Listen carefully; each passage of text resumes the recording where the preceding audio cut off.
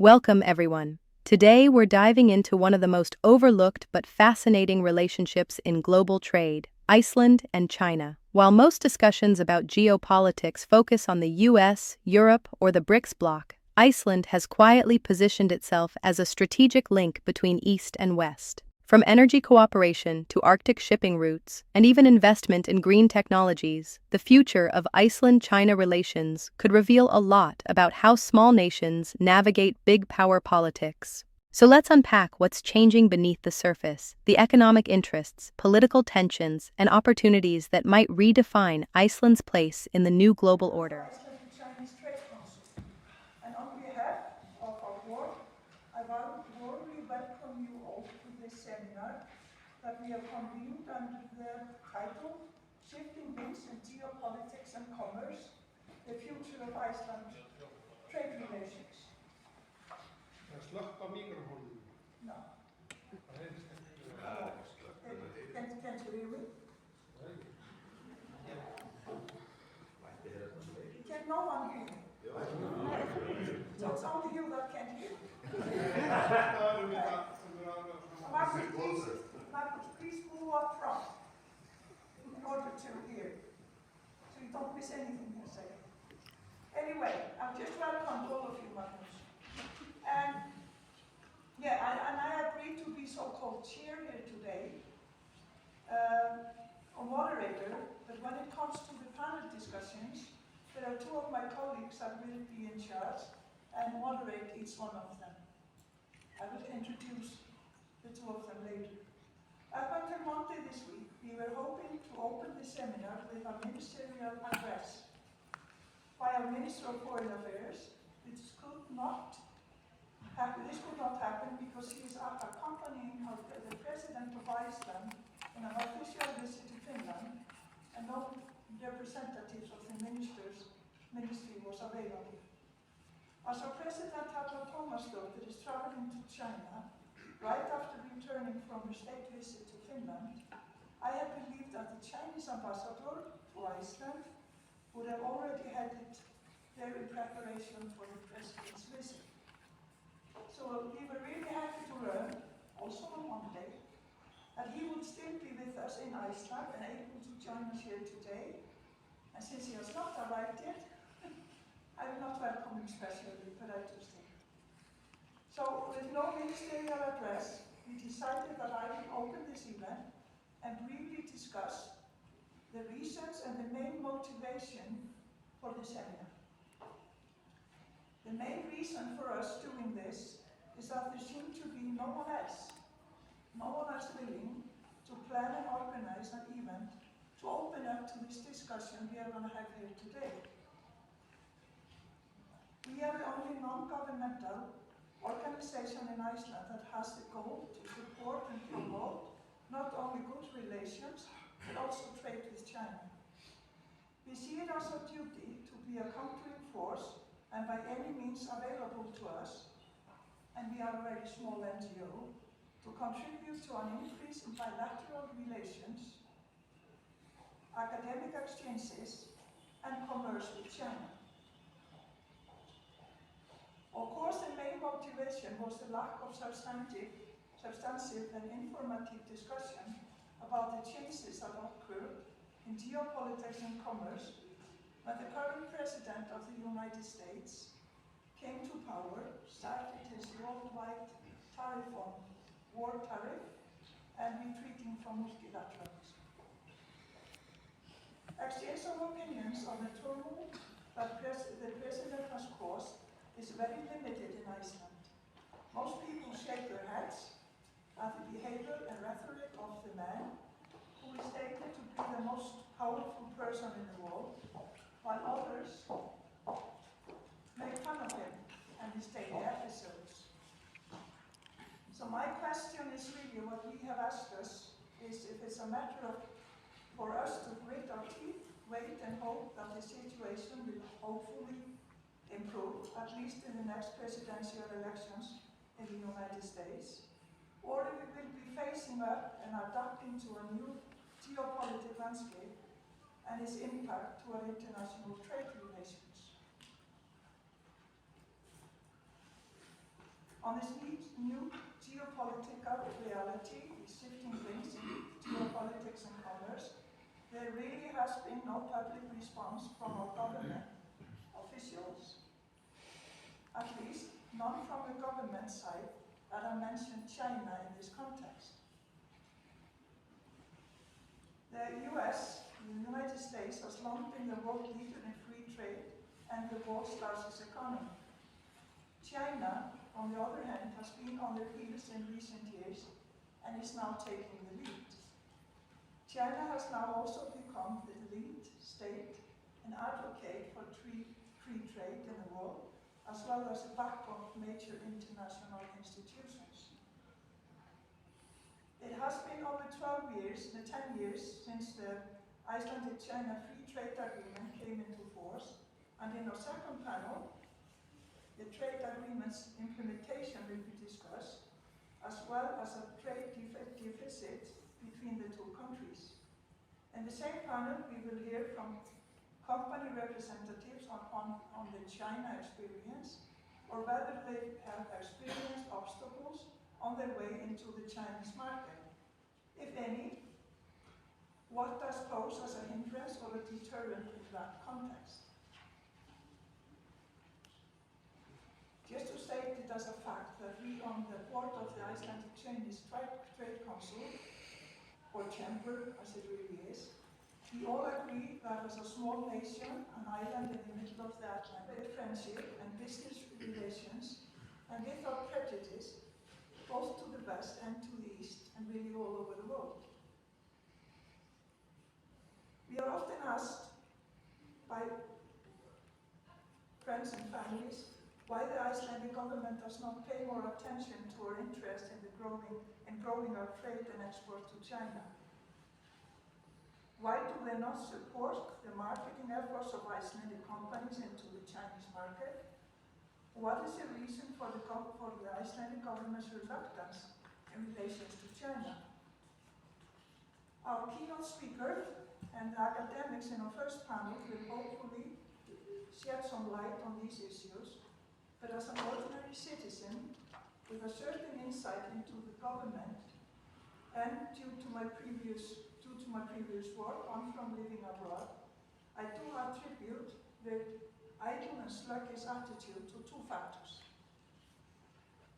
On one hand, to the prejudice and ignorance when it comes to China, the great power in the East, in an other and distant continent, kind of a faraway country syndrome, or as we would say in Icelandic, a langt í burtista history, for those that speak that language. Those of us that have lived in China, traveled there frequently, we see it no different from any other journey. And the flight is only a few hours longer than to Tenerife, or Tene, as we call the Canary Islands. But more often than not, when people seem to imagine it's almost as a trip to the moon, it can only be done with many months of notice and preparation. And on the other hand, I speak for myself, I attribute the government's reluctance in relations with China to us being members of NATO or the Atlantic alliances, where the United States as a superpower has been the dominant actor. We have over half a century operated under strong US influence, which has made us susceptible to harsh narratives towards China, which in turn hampers all meaningful discussions.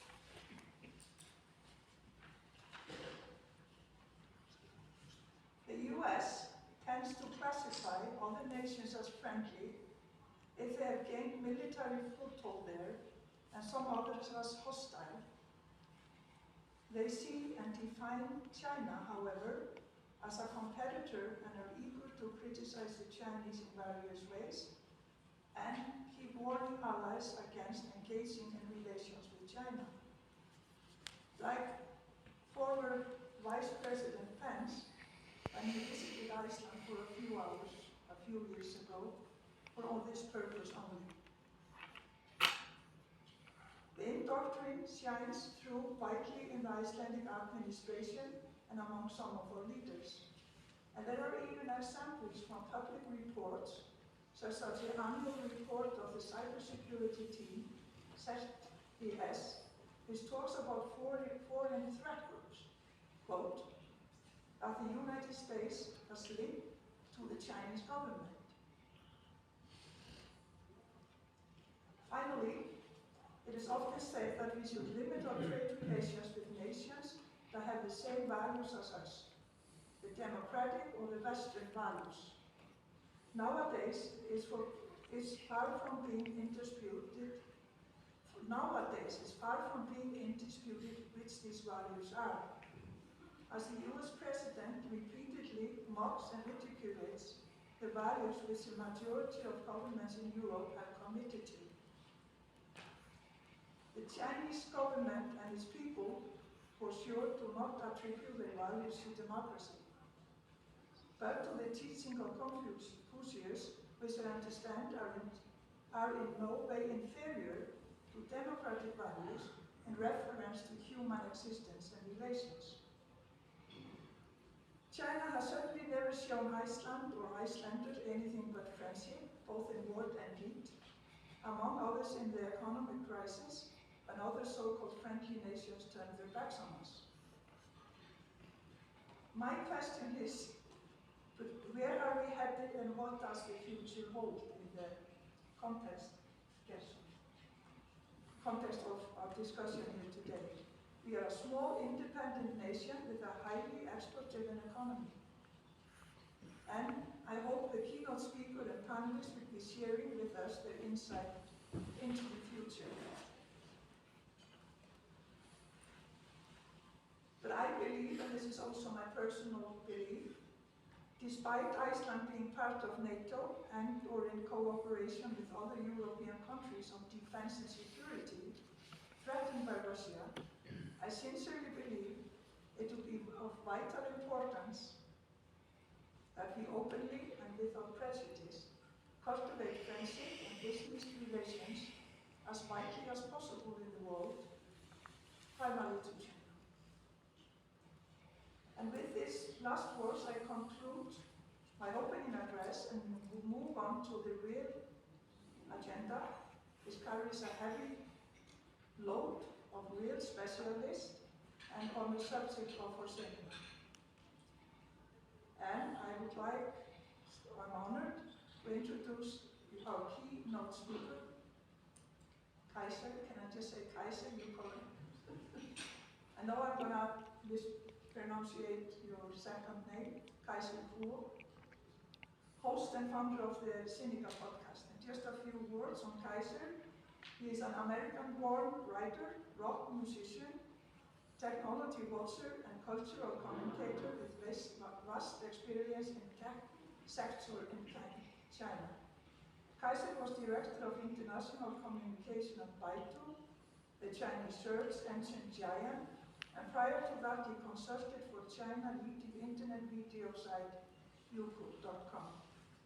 He founded the Seneca podcast, which he has developed into a network of podcasts and applications.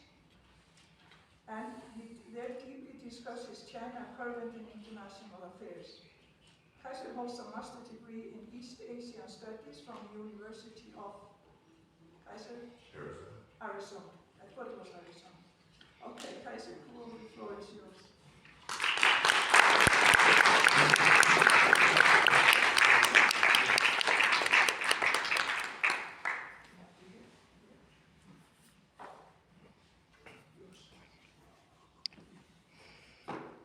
I originally wanted to begin my address with, well, thank yous, which will still stand, but with an apology also.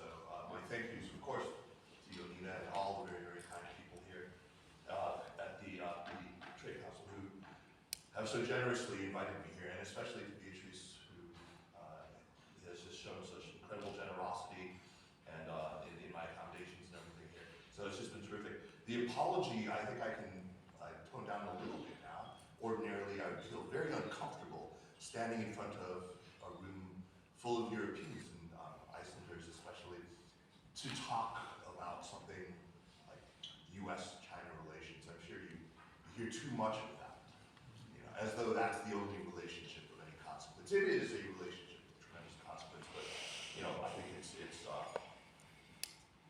I can imagine that, you know, whether I'm in front of Europeans or anyone else in the world, you're probably heartily sick of hearing about this as though you're a passive actor in this, you know, battle of elephants. But it is, and nevertheless, a very, very important consequential relationship. And when it comes to our geopolitical future or even our civilizational future, whether in Europe or here in Iceland or anywhere else really in the world, it's going to matter tremendously. Because we are living through what I've come to think of as the Great Reckoning. It's not a single crisis, it's not a single confrontation, it's certainly not just Cold War 2.0 or even a turning of a geopolitical tide. It's something deeper than that. It's something profoundly psychological, intellectual, and moral.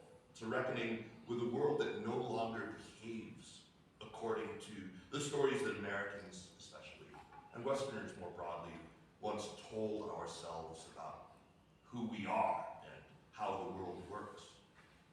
And I see that the talk that I prepared actually dovetails extremely well with Yonina's excellent comments earlier. Because this is the context we're talking about the American sort of retreat during the Trump administration, about whether this is something that will likely endure or something that may, touch wood, pass. But for Americans, this reckoning that we are now facing has a name, and it, of course, is China.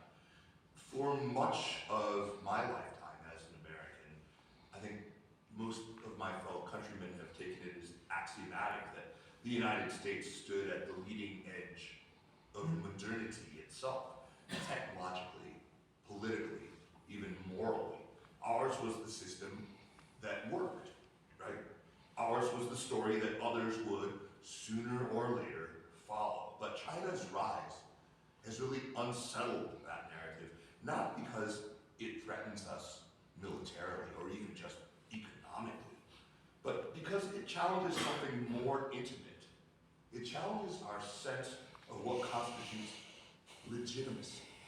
It challenges our sense of what constitutes competence, progress. This is true for much of the developed world, but it falls especially hard, I think, on Americans, where assumptions about American exceptionalism and hierarchy are the most exposed and the most fiercely denied. The rise of China is not just about GDP or about power projection.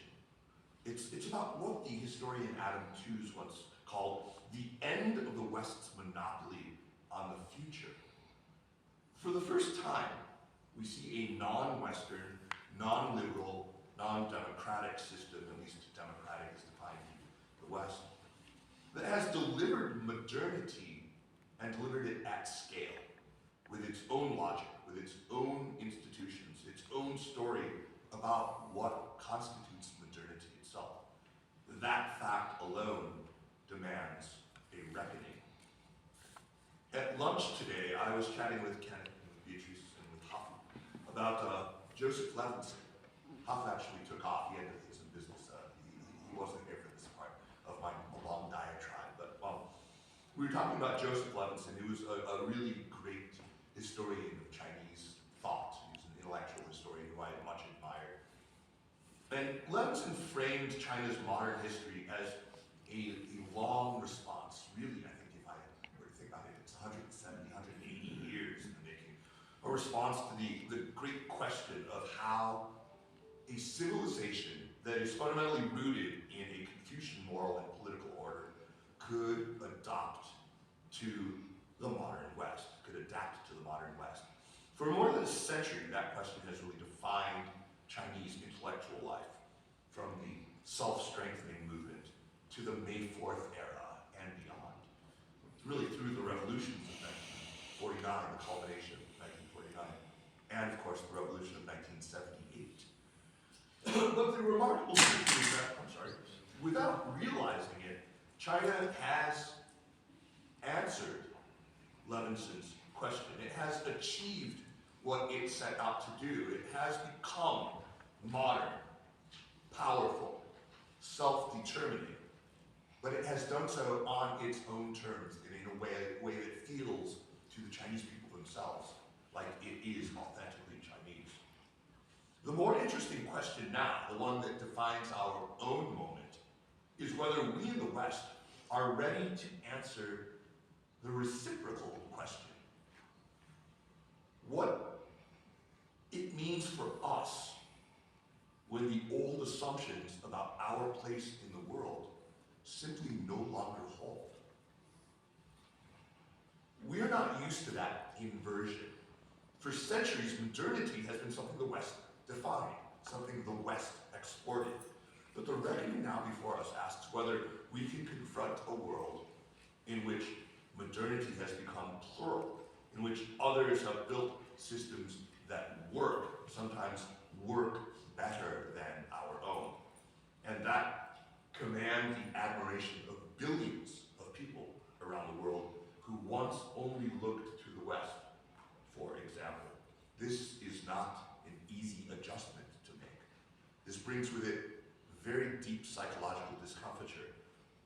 It requires real humility, intellectual humility, cultural humility, moral humility. It requires a recognition that many of our reflexes no longer really serve us well. So America is suffering a major crisis of confidence, but China, to be clear, did not cause this.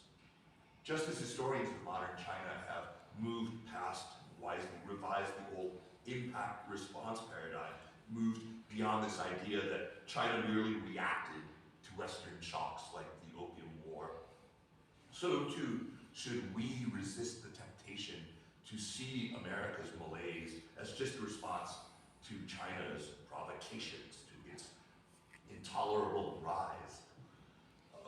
We should see that the seeds of self-doubt were planted a long time ago in the quagmires of Iraq and Afghanistan, the forever wars, in the 2008 financial crisis, and in the bungling of the American stewardship of the global economy that we saw so conspicuously then, in the polarization that now so paralyzes Washington and really the rest of America, in the shameful spectacle of the January 6th riots, in the fraying of civic cohesion. But China has magnified that doubt in very unsettling ways. When Americans see a rival building, educating, innovating at the scale that China has, it casts our dysfunction into much sharper relief. Every infrastructure breakdown, every funding stalemate, every policy paralysis, every government shutdown feels more glaring by comparison. What might have been another season of American introspection, and we've seen them before, has turned into something more painful. The realization that another system, however flawed, has managed to deliver results on a scale that we have not. As an American, that recognition is anguishing. I take no pleasure in saying it, but we cannot begin to address our crisis without first acknowledging its contours. One retired American diplomat put it to me this way. He said, Americans now exhibit an odd combination of self-doubt, complacency, and hubris. It's a powerful and weird mix. Self-doubt about our capacity, complacency about the taking on the hard work of actually reforming our broken institutions. And of course, hubris still about our own moral superiority. We seem to take so much comfort in the sort of moral grandstanding that we do about China's, not unreal, but about China's supposed moral failings. That mix has blinded us, I think, though, to the meaning of China's rise. Part of what makes this reckoning so uncomfortable, if we're honest, is race. We need to be honest about that. The twilight of white privilege in an increasingly diverse America maps rather uneasily onto the twilight of American hegemony globally in an increasingly multipolar world. Just as white nationalism represents an irrational and often violent response to the erosion of domestic privilege for white people, so too does the lurch toward a new Cold War, with all of its implicit threat of violence, represents an irrational response to the perceived erosion of global privilege. If you look at the microcosm of white man in the American politics of today and zoom out, we see that America holds that same position in the macro economy, in the macro of the world today. But this is just race is just one current in a much broader riptide. The deeper discomfort lies in the psychological challenge that China poses to American identity. For generations, we inhabited this story that assured us that we would always be first in innovation, first in technology, first in cultural production, in moral example. China's ascent has chipped away incessantly at each of these pillars of American exceptionalism. We once believed that a dynamic market economy was only possible under the auspices of political democracy. China showed us a form of state-driven capitalism that works. We believed social media was going to inevitably liberate people from the autocracies under which they suffered. And then, of course, the Arab Spring fizzled. Edward Snowden's revelations came. Our own platforms corroded the public sphere in American life. We used to assume that innovation required freedom of information, free information flows. Then, of course, Chinese labs and firms began producing world-class results within an entirely different information ecosystem. This culminated, of course, in January of this year when we saw the launch of DeepSeek. But it really was sort of a Sputnik moment, as everyone so often is fond of saying. Each inversion of expectation chips away, once again, at the catechism of American exceptionalism. Too often, our discourse will try to explain this away. It tries to explain China's achievements as mere products of its regime type. We attribute every success somehow to state diktat, every breakthrough to theft or coercion, right? We flatten context completely. We refuse to see design brilliance or the speed and density of manufacturing ecosystems that are unlike any that America has today, or for that matter, pretty much any other country. And so we miss the point.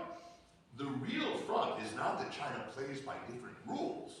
It's that those rules they play by sometimes work and produce results. I think no global challenge mirrors this more than climate change does. If you think about it, the accretion of all of these facts about China, about its ability to alleviate, the most extreme poverty, about its any metric of human flourishing you care to look at, literacy or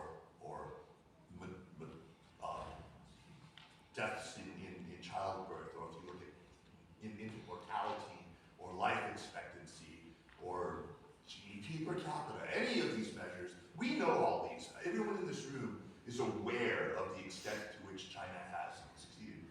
Just as we are aware in climate change about the acidification of the oceans, we are aware of the growing problem of carbon in the atmosphere. We are aware of rainforests. We're aware of how these once-in-a-century cataclysms, these superstorms and things, are now coming every few years.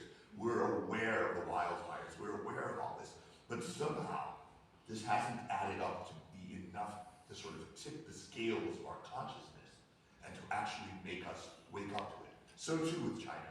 I think these are really, really parallel things. And of course, in the case of China, there's this irony that China, still the biggest carbon emitter, is also the one hope, the biggest producer of renewable energies, the biggest installer of renewables by a huge measure.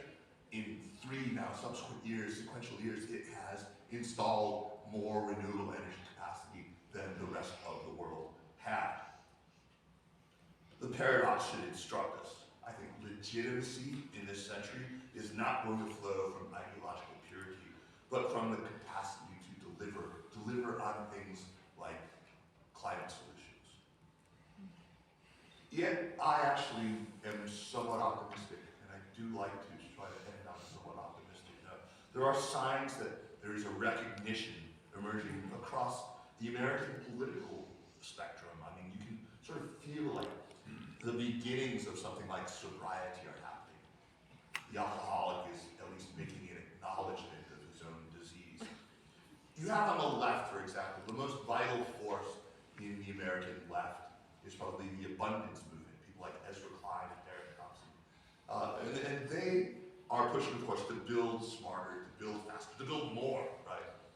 They think maybe it is necessary that we run 3 environmental impact studies to build 1 bridge, to build 1 highway, to build, for God's sake, 1 track of high-speed rail in America. Maybe that's not all that necessary.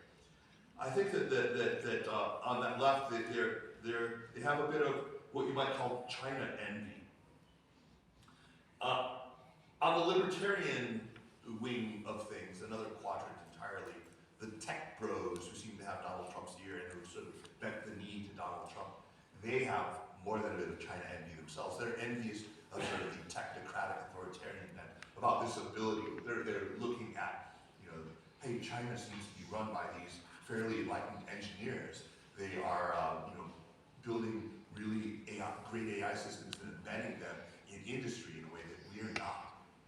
And even on the MAGA right, and for all the wrong reasons, they're looking with some envy at some features of China's authoritarianism. Hey, China suffers from very, very little of that crime. Maybe it's these surveillance cameras that they're using. Maybe it's that they have such,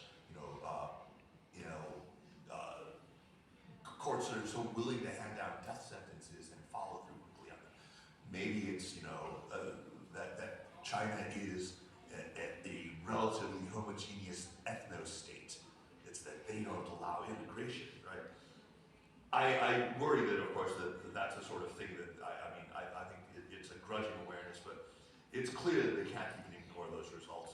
Among younger Americans, the shift is really clear. I urge you all to look at the latest Pew survey of the results, and it's not just striking that American attitudes overall have shifted on China, but especially among younger Americans, the people in the 18 to 25 age group are markedly more positive on China. These people were not born when Tiananmen happened in 1989. They are people who have been soaking in online, what I call infrastructure porn, right? Seeing all these tallest bridges and amazing cities like science fiction-like cities, looking at all that with growing jealousy at what China has been able to do with its high-speed rails and with the amazing airports and train terminals. But more importantly, China has shifted. The people who I meet, the engineers, the scientists, the artists, the entrepreneurs, they no longer talk about China catching up. They live in a country that has arrived. They take it for granted that China now belongs among the world's technological and cultural leaders. They see their own system, for all its flaws, as capable of adaptation, capable of resilience, of endurance. That confidence, though it sometimes shades into arrogance, is healthier, I would submit, than the insecurity that once haunted the national Chinese psyche. It marks a civilization settling into itself, no longer defined by its distance from the West, but by its own momentum. What follows from all of this recognition should not be despair. It should instead be humility. The humility to accept that legitimacy in this century will rest not just on procedure, but also on performance. Not certainly on proclamation. It will rest on the ability of systems to deliver, to adapt, to sustain human flourishing in a very tightly interconnected world. It should also be humility before the sheer unpredictability of what comes next. For China may have unsettled our assumptions about governance and development, but there will be next waves of it too. from India, from Africa, from Southeast Asia, from the broader global South. This will unsettle things further. We can count on it. Technological ingenuity, demographic weight, the political experimentation that will emerge from places that have long been dismissed as peripheral. It's going to happen again and again. It's not just going to be a story that ends with China. The challenge for us is not to cling to the familiar, but to cultivate kind of intellectual flexibility to adapt as the world changes faster than our outdated theories can possibly keep up with. The Great Reckoning may be about China for now, but in truth it's about far more. It's about a world that no longer revolves around the familiar centers, a modernity that is no longer singular but truly plural, a global story that is way too complex to fit into our old moral hierarchies. This recognition demands a shift in how we understand ourselves as Americans, as Westerners. For Americans especially, this is true. It means abandoning the assumption that we are uniquely qualified to lead or to judge, uniquely capable of innovation or adaptation. Above all, we just need to stop framing our approach to China in terms of why it can't last, why it's somehow bound to fail, why the contradictions will eventually emerge, why something is going to go wrong, why it's going to collapse. Look, the system has worked. The system has delivered results. Waiting for collapse is not a strategy, it is merely a coping mechanism. It is a crutch, a psychological crutch that we need to get over. That, I believe, is where any genuine reckoning must begin. Not with new doctrines or grand strategies, but with the simple recognition that the world has changed. And it's changed in ways that we are only beginning to understand. The world has already changed. Our task now is to decide whether we will meet it with humility and imagination and courage, or retreat into the comforting myths of a past that is never coming back. Thank you very much. The Icelandic Chinese Business Forum or Association, thank you very much for giving us the opportunity in a land of shifting winds and weathers, as we could see when we were walking through this building. It's symbolic for the world we are living in now today. I have spent about almost half of my life after coming of age, that is since I was 19 years old, in China, altogether about 25 years. And I have witnessed the rise of China from the havoc of the Cultural Revolution, of the trauma of the wars and that followed the breakdown of the world and the world wars during the 20th, or the war to the beginning of the 20th century, and I've seen how it's been able to look for its own way and actually push forward to the world for its success today. I have been heavily influenced by Chinese way of looking at history. China is the most successful civilization on earth. It is the oldest still existing big civilization, and the only one that has successfully moved from agricultural society into industrialized society in a record time. And it's been able to, it has had some problems with finding its own way. It's like the world is often described as a river that is flowing forward, and it's constantly, there are rivulets and flowing into the mainstream, and it changes. And one of the themes we are being asked today is, are things going to be the same again? Are we going to recover from this? Is the US going to recover? Is the world going to recover? Is the Cold War coming again? No, I don't think so. We can look backwards to try to wonder about what will come back. The past can only be kind of indication of the path that we are looking at in the future. We are not going back to history. It's not going to happen. We are not going to be Romans in the Roman Empire, except maybe similar. We are like the Romans. Maybe it would be like the Romans without slaves, using computer and robots instead. I have a tendency, and look at you explained, how the European or the Western civilization looks at everything in the context of the recent 300 years or so, since it became, it became aware of itself as a civilization. I look way further back. I have a tendency to look at the Chinese civilization. Every civilization in the world is a hybrid civilization. There's no single pure civilization. All of it is hybrid. And the Chinese civilization, simply put, is a rice civilization that was based on a rice civilization. Its ideology, thinking is based on a rice civilization, and you need big groups of people to cultivate rice, and it intermixed, and is a hybrid civilization with the neighboring tribes, with the neighboring civilization of the Vida areas that knew how to defend the rice civilization. So we have a very interesting thing. They know how to make war, but actually the aim of the war and the aim of the civilizations is to be peaceful and to be safe in its own spot, around the rivers. Now, the Western one is on the other end. It's been moving very fast and violently, and our civilization began with intercivilization. That is the era that's coming to end. The civilization, the intercivilization, was based on basically robbery and piracy and slave trading. Now that came to an end after the Napoleon Wars and to the America abolished slavery, but it continued the same ideology, and it created industry. So don't be ungrateful. We should not be ungrateful for its contribution to the modern world.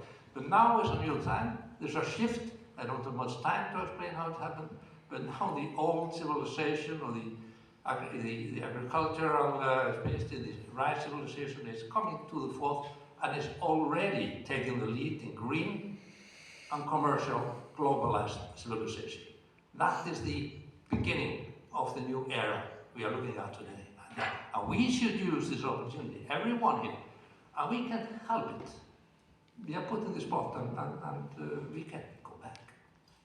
And I thank you very much for, how did you end the last words you said? It was... we need courage and humility. Yeah, we use courage and humility. And please, I mean, we're watching at a globalized world. It's not only multi-segment, it's a globalized. If anybody wants to opt out for a while because they are not number one, which is what keeps the Americans together, America number one, it's not true anymore. So if they want to opt out for a while, they can try, but it won't work. Yes. Thank you, Ragnar, and let me move on to the next speaker. So let me introduce Guðbjörg Ríkey Hauksdóttir. She's a program manager at the Institute of International Relations at the University of Iceland. She's program manager at the Center for Arctic Studies at the Forset Institute, and a PhD candidate at this university, focusing on China-Russia relations in the Arctic. She is also a non-resident fellow with the Arctic Initiative at Harvard Kennedy School Welfare Center, and a research fellow at the North American Arctic Defense and Security Network. Hauksdóttir holds a BA in Chinese Studies and an MA in International Relations from the University of Iceland. Please. Thank you so much. Thank you for inviting me to participate in this panel today. Usually when China is a topic of discussion in Iceland, it tends to be either that it's an adversary or a threat, or it's not a threat at all, and all its actions are completely benign. I would like to welcome, hopefully, a nuanced discussion today. Jónína and Kaiser already mentioned quite a lot of the geopolitical winds we're discussing today, changes in US foreign policy when it comes to security, trade, and multilateralism, and then China stepping in to these international organizations, and also climate research. My research, as Helena mentioned, is focused on the Arctic region. So I've researched China in the Arctic, Sino-Russian Arctic cooperation, and Sino-Icelandic relations. So I would like to say a few words on China in the Arctic. So when China published its Arctic White Paper in 2018, although it's quite a long document, one concept made most fuss, which was the concept of a near-Arctic state. And there was a heavy US pushback against this concept, especially during the first Trump administration, and Angelina already alluded to this, when former US Secretary of State Mike Pompeo stated that there are only Arctic states and non-Arctic state, a third category doesn't exist, and claiming otherwise doesn't entitle China to anything.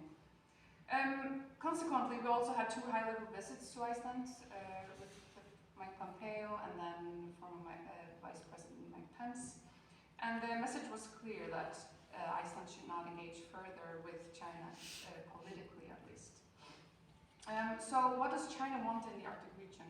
Well, if we look at the white paper, it's evident that China has some legitimate concerns, for example, the melting of sea ice and its implications for changing weather patterns in China and mainland China.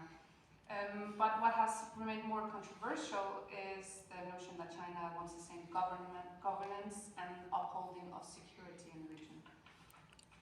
I'm mindful of my time, but I would like to say a few words on Chinese investments. So recently I published a report along with my co-authors Anders Edström and Winnie Lackenbauer, and we published it at the Belfer Center at the Harvard Kennedy School. So what we wanted to do was to map Chinese investment, because there's a narrative that China is essentially buying up the entire region. Most Chinese investments are framed in an adversarial way, and there's a use of alarmist language, as I said, like inflow and of investments, buying up, etc. But what we found is that analysts tend to mix proposed projects with actual investments and take them all together. And this has been used to justify this narrative of a debt trap diplomacy, and we saw this during the US Senate hearing on the US acquiring Greenland, for instance. This notion of China as a debt trap diplomacy was used. For example, that Iceland and the Faroe Islands were already in a debt trap, and therefore the US had to acquire Greenland for its own security. Interestingly enough, there is no active investment, active Chinese investment in Greenland. But I'm happy to go into detail on this and also Sino-Russian cooperation during the discussion. Thank you. Thank you. Good Like I said earlier, I think everyone in the room would like to talk about shifting winds, but I think everyone in the room would even more like to talk about the Arctic, because we're particularly concerned with this topic in this country. And finally, Anton Harder was a PhD from LSE, and he's a guest teacher at LSE. He's an international historian and analyst of China-India affairs. He's publishing a book on Sino-Indian relations in the early Cold War with the Oxford University Press. He teaches at the London School of Economics and consults businesses and organizations in Europe on politics and the foreign relations of India. Anton, take it away. Thank you, Hafu. We were asked to address the question, the geopolitical shifts, are they temporary or not? I always tell my students, if you're presented with a question, the first thing to do is to work out what the question is getting at. And I ask my students to define the terms in the question. So, what do we mean by these geopolitical shifts? Well, everything we've heard so far in Kaiser's keynote has taken us a long way to thinking about those. And the media today is filled with discussion of what are we in now? Is it we're in a condition of Sino-US hostility? Is it a new kind of bipolarity, Cold War 2.0, or something else? Are we moving into a multipolar world? Are we seeing a collapse and end of the so-called international rules-based order? So, this can mean lots of different things, geopolitical shifts, and what is meant by that. So I thought initially I would just address two very quickly because of the time. So Sino-US hostility, friction, the conflicts that we're seeing. Well, first of all, how new is this? Well, that's worth asking. Now, there's been friction and intense conflict, much greater than we're seeing today, between China and the US, of course, already. You go all the way back to the Korean War, the Taiwan issue, which really became an issue during the Korean War, which began at the outset of the Cold War in 1950. You come up to 99, the bombing of the Belgrade embassy, China's embassy there. I remember I was in China in the build-up to the Iraq War, and it was very interesting following the Chinese media discussions of US motivations for that, the incisive pulling apart of US kind of hypocrisy was fascinating, and an assumption of US desire for hegemony, bullying, etc. Right, so that kind of pushback against the US. But another element of the hostility that I think has been there over the decades, and I want to draw this out because of what Kaiser was talking about. You only use the word ideological once, but it seems to me that the US had an ideology, and maybe still does have, which has been incredibly hostile to the Chinese system. The Cold War was defined by this. I'm a Cold War historian myself, and Cold War history was often initially written as if the other side in the Cold War, the Soviet Union and the Chinese, were the ones who were in hoc to an ideology that distorted reality. But since the Cold War, many historians have written about the way in which the US also had its ideological lens. And the problem with the way in which the Cold War ended, US victory, was that there was no reckoning with the US assumptions about how the world worked. And you saw this in a period in which we might think of US-China relations as very positive, and they were in many ways when the US was supporting China's application to the WTO.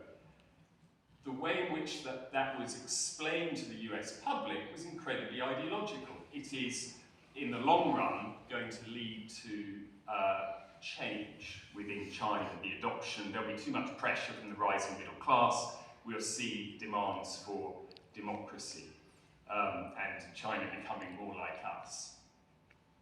Thank you, Kaiser. You've demonstrated that it hasn't panned out that way. My point is just to underline this hostility has been there for years. I'm not going to get into, I think I'll leave it there because that probably is the 3 minutes I was allotted, but we can discuss other things. Yeah, thank you. Thanks to everyone who joined today's live discussion. The relationship between Iceland and China might not make global headlines every day, but it's a perfect example of how even small nations can shape the future of global trade and diplomacy. As the world's power balance keeps shifting, what happens in places like Iceland, at the crossroads of the Arctic, Europe, and Asia, could become far more important than people realize. If you enjoyed this talk, don't forget to like, share, and subscribe for more live discussions on geopolitics, global trade, and the forces reshaping our world. I'll see you in the next one.